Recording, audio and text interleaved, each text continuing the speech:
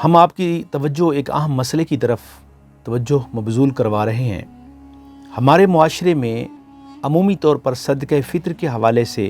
یہ سمجھا جاتا ہے کہ صدقہ فطر صرف 2 کلو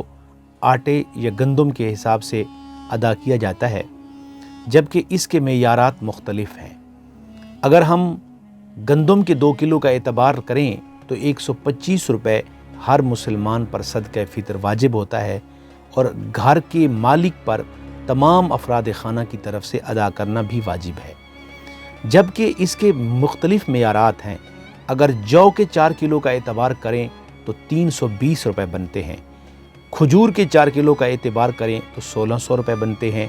کشمش کا 4 کلو کا اعتبار کریں تو 1920 روپے بنتے ہیں، پنیر کے 4 کلو کا اعتبار کریں تو 3540 روپے، اور یہ جتنے بھی اعداد میں نے بتائے ہیں یہ صرف ایک فرد کے ہیں۔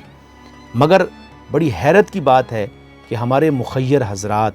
صاحب ثروت لوگ جنہیں اللہ تبارک و تعالی نے مال و دولت سے نوازا ہے، بے پناہ عنایات ان پر کی ہیں، جب وہ صدقہ فطر ادا کرنے میں کی باری آتی ہے تو وہ اس طرح صدقہ فطر ادا کرتے ہیں جیسے ایک دہاڑی دار مزدور ادا کرتا ہے۔ تو کیا دہاڑی دار مزدور اور ہماری آمدنی ایک جیسی ہے؟